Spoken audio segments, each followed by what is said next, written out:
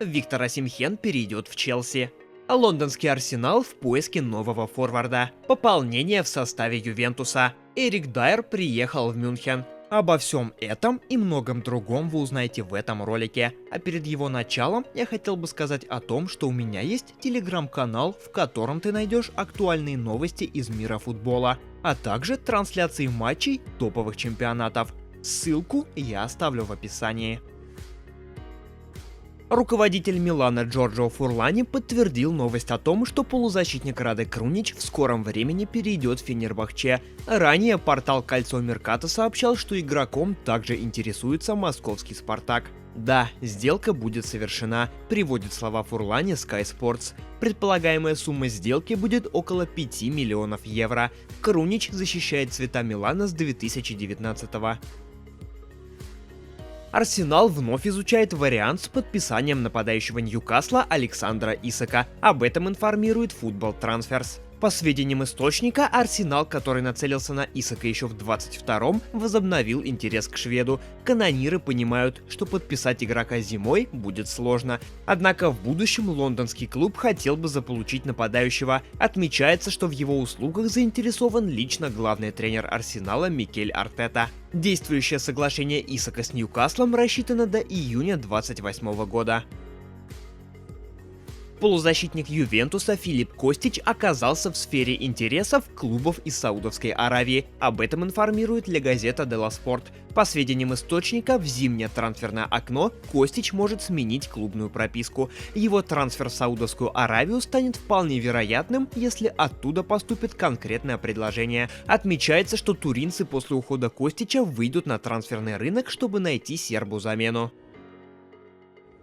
Жоао Палинья не перейдет в Баварию в текущее трансферное окно. Об этом сообщает журналист Флориан Плеттенберг. По его информации, руководство немецкого клуба отказалось от идеи с подписанием полузащитника в январе. В офисе Баварии не видят смысла расставаться в ближайшее время с суммой в размере 50 миллионов евро. Сообщается, что клуб сосредоточен на усилении оборонительной линии. Бавария намерена подписать Эрика Дайера и Нардиму Кейле.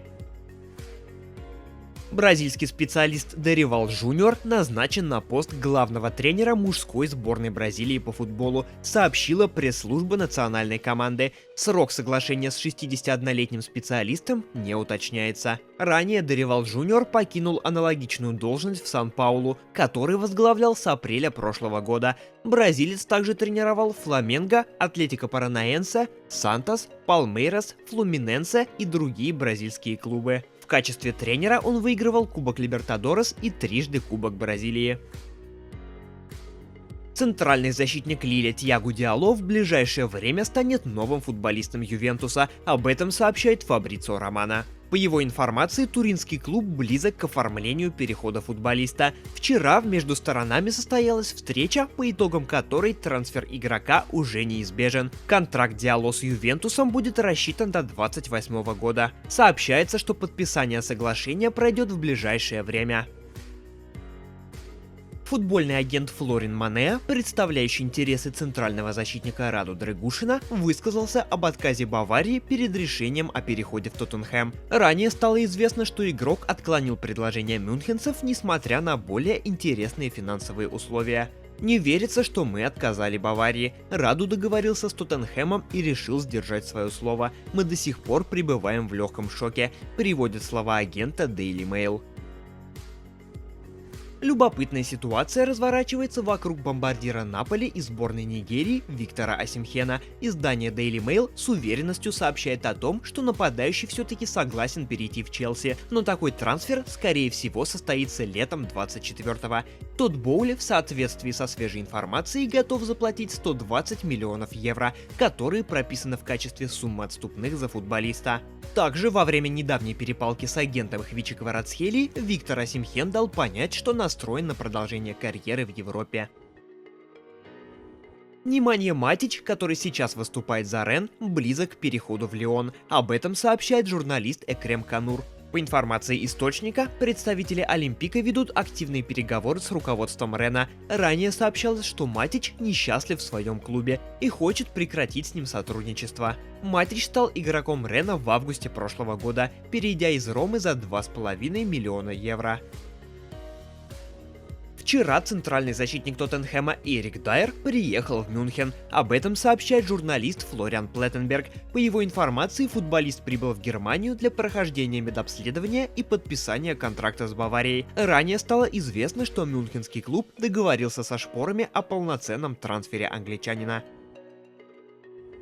Нападающий Ювентуса Моизе Кин в текущее трансферное окно может сменить клубную прописку. Об этом сообщает Футбол Италия. По их информации, на футболиста претендуют сразу два итальянских клуба – Фиорентина и Монца. Сам игрок заинтересован в уходе из Ювентуса, так как намерен получать регулярную игровую практику. Отмечается, что боссы Бьянконери готовы расстаться с Кином только временно. Туринцы намерены отдать футболиста в аренду до конца сезона за 2,5 миллиона